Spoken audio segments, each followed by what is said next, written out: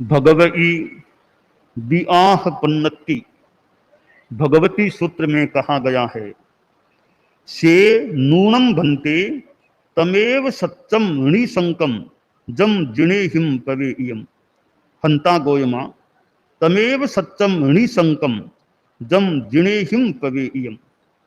से नूनम भन्ते एवं मनम धारे माने एवं पकड़े माने एवं चिट्ठे माने एवं संबरे माने आनाये आराहये भवति।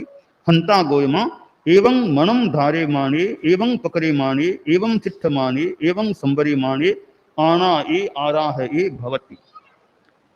भगवती सूत्र में यह प्रश्नोत्तरों का क्रम चल रहा है और ज्ञान वृद्धि का एक यह भी माध्यम है कि प्रश्न हो और फिर समाधान दिया जाए।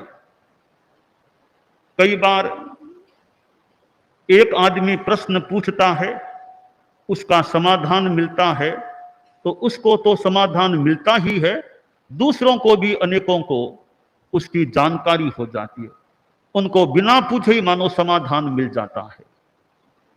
प्रश्न पूछने वाला तो स्वतंत्र होता है और जवाब देने वाला कुछ परतंत्र हो जाता है, क्योंकि प्रश्नकर्ता तो अपने मन से कोई भी मान लो प्रश्न पूछ ले, वो तो स्वतंत्र है, पर जवाब देने वाले को तो उसके प्रश्न का जवाब देना होगा, और कुछ बोल देगा तो क्या मतलब होगा। तो प्रश्नकर्ता स्वतंत्र होता है, तो उत्तरदाता कुछ परतंत्र, प्रश्न तंत्र, प्रश्न पर निर्भर हो जाता है। भगवती सूत्र में यह एक प्रश्नोत्तरों का क्रम चल रहा है और प्रश्नोत्तरों के माध्यम से अनेक अनेक मानो समाधान कह दे, जानकारियां देने का प्रयास किया गया है। और लगता है यह प्रश्नकर्ता ये मुख्य गौतम स्वामी गौतम है। गौतम कोई सामान्य व्यक्ति नहीं है, प्रश्नकर्ता भी कोई मजबूत व्यक्ति हो, कोई प्रौढ़ व्यक्ति हो, कोई जानकार व्यक्ति हो, तो कई बार उत्तर देने वाले को भी ज्यादा ध्यान देकर उत्तर देना पड़ सकता है। परंतु उत्तर देने वाले सर्वज्ञ हो, उन्हें तो क्या ध्यान देने की जरूरत है, क्या उन्हें ज्यादा कोई उस रूप में जोर पड़ता है, बस वे तो सर्वज्ञता है। इसलिए किसी भी प्रश्न का उत्तर जो भी संगति या व्यवस्था है उनके पास प्राप्त हो जाता है। अब यह अलग बात है कि बोलने की आखिर सीमा हो सकती है, कब तक बोलते रहेंगे, क्योंकि ज्ञान तो अनंत है, कब तक बोलते रहेंगे। तो उत्तरदाता अपनी सीमा में अपना उत्तर देने का प्रयास कर सकता है। प्रश्न यह किया गया यहां कि क्या वही सत्य और निस्संक है जो जिनों अरहतों द्वारा प्रवेदित है। उत्तर दिया गया, हां गौतम, वही सत्य और निस्संक है जो जिनों यानी जिनेश्वरों केवलियों के द्वारा प्रवेदित है। एक बहुत महत्वपूर्ण यह बात है, सच्चाई के अन्वेषण की दृष्टि से और सच्चाई के प्रति भक्ति करने की दृष्टि से बड़ी महत्वपूर्ण एक बात यह मानो बताई गई है। कई बार हर किसी बात का निर्णय करना कठिन हो सकता है और ऐसी स्थिति में श्रद्धा सही कैसे रह सकती है। आखिर हम तो अल्पज्ञ लोग यानी मतिश्रुत ज्ञान वाले हैं, तो कितना जितनी क्षमता उतना ही तो जान पाएंगे। सच्चाइयां तो बहुत अनंत है, ज्ञान तो अनंत है, और कई बातें हमारे सामने प्रत्यक्ष है भी नहीं। जैसे अब धर्मास्तिकाय है, अधर्मास्तिकाय है, कोई कह दे धर्मास्तिकाय है क्या, अब मुझे आंखों से तो दिखती नहीं है धर्मास्तिकाय का, वो अमूर्त भी मानी गई है। न प्रत्यक्ष इतना अनंत ज्ञान है कि बता दे हाँ धर्मास्तिकाय है, मैं जानता हूं। तो ऐसी स्थिति में क्या करें। अब धर्मास्तिकाय है ही, मुझे तो क्या पता, हाँ ग्रंथों के आधार से जो समझा सुना जाना वो फिर भी बता सकते हैं, बाकी है ही यह कहने का तो क्या मजबूत आधार है। उस ग्रंथ भले आधार है, वो तो क्या आधार है, या थोड़ी बहुत कोई चिंतनशीलता से कह दे भी लगता है ऐसा तो होना चाहिए। अब प्रलोक है या नहीं, अब भाई ग्रंथों से कुछ चिंतन मनन से बता दे भी प्रलोक होना चाहिए, है ग्रंथों में है, बाकी है ही, यह भी किस आधार से कहें, या परलोक है ही नहीं, है ही नहीं, यह कहने का भी क्या आधार है हमारे पास। तो ये कुछ स्थितियां आ जाती हैं जहां निर्णय कर पाना कठिन हो जाता है। ज्ञेय जो जानने योग्य पदार्थ हैं वे तीन प्रकार के बताए गए हैं। एक है सुखाधिगम, जो सरलता से आसानी से जाना जा सके, वह सुखाधिगम ज्ञेय होता है। दूसरा है दुरधिगम, जिसको जान पाना कठिन होता है या कठिनाई से जाना जा सकता है, वह ज्ञेय दुरधिगम होता है। तीसरा है अनधिगम, वह ज्ञेय जो हमारे लिए प्रत्यक्ष जान पाना कठिन है, जो परोक्ष ज्ञान यानी जो मतिश्रुत ज्ञान है उससे जो जाना नहीं जा सकता, वह अनधिगम, यानी हमारे लिए वह अनधिगम, सामान्य ज्ञानियों के लिए अनधिगम ज्ञेय होता है। तो सुखाधिगम नंबर एक, जो सरलता से जाना जा सके। नंबर दो में है दुरधिगम, जो कठिनाई से जाना जा सकता है। तीसरा है अनधिगम, जिसको परोक्ष ज्ञान से जान पाना मुमकिन नहीं है, संभव नहीं, वो अनधिगम होता है।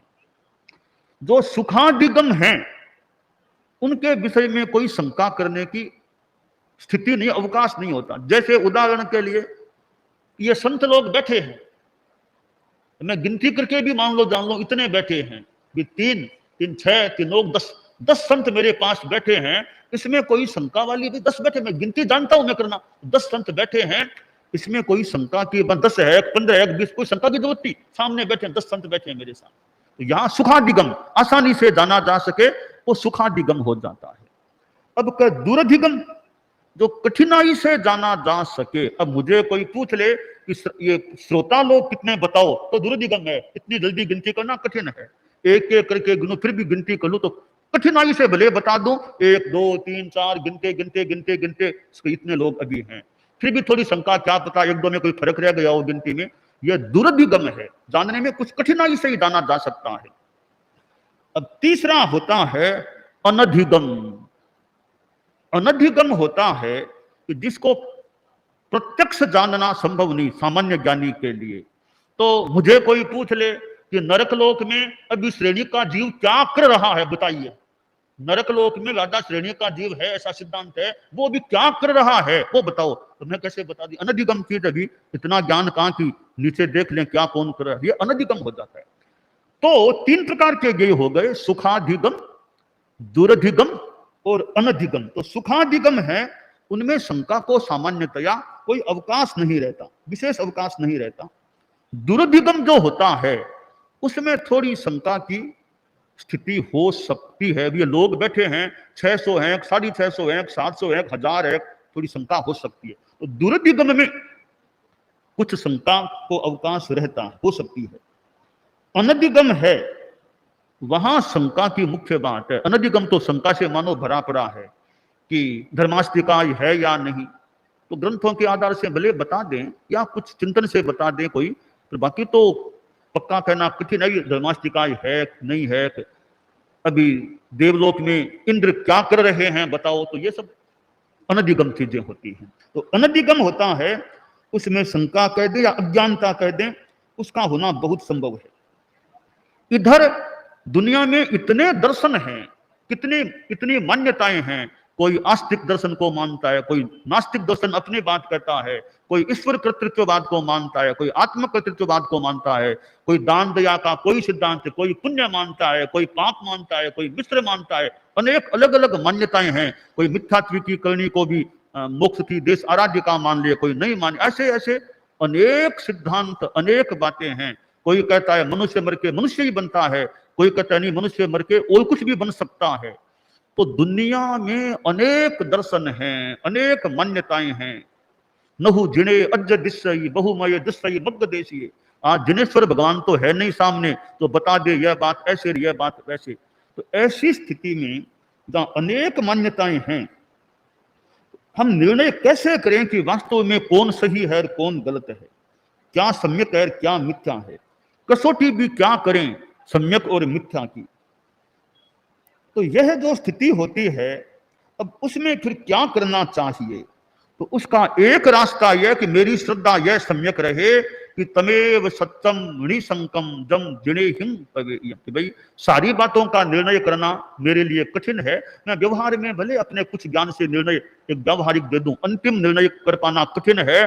तो मेरी यह श्रद्धा है, जिनेश्वर भगवान ने जो देख लिया, जो जान लिया, वो सत्य है, उसमें मुझे शंका नहीं। जो दुनिया में फैक्ट है वो सत्य है, इसको मेरा समर्थन है। यह एक सम्यक श्रद्धा का आधार बनता है कि मेरा कोई आग्रह नहीं है, दुराग्रह नहीं है, कदाग्रह नहीं है। बस मेरी श्रद्धा जो सत्य है, जो तथ्य है, जो जिनेश्वर भगवान द्वारा प्रवेदित है, वो सत्य ही है, वो ही सत्य है, यह मेरी श्रद्धा है। तो ये जो विभिन्न मान्यताएं सामने आ जाती हैं, तो उनमें निर्णय कर पाना भी कठिन हो जाता है।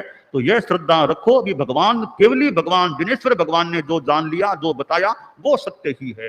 बाकी तो मैं अपने ज्ञान से जितना जान सकूं उतना भले जान लूं, बता सकूं उतना बता लूं, पर है वही सत्य तो जिनेश्वर भगवान ने जान। हो सकता है मेरी बात में कहीं कोई गलती भी रह जाए, तो जिनेश्वर भगवान की बात में गलती नहीं है, मेरी बात में गलती हो सकती है, तीर्थंकर की बात में कोई गलती नहीं हो सकती। यह श्रद्धा है, यह एक सम्यक्त्व को पुष्ट रखने मेरी दृष्टि में बड़ा सुंदर रास्ता है कि कहीं कोई उलझन नहीं है।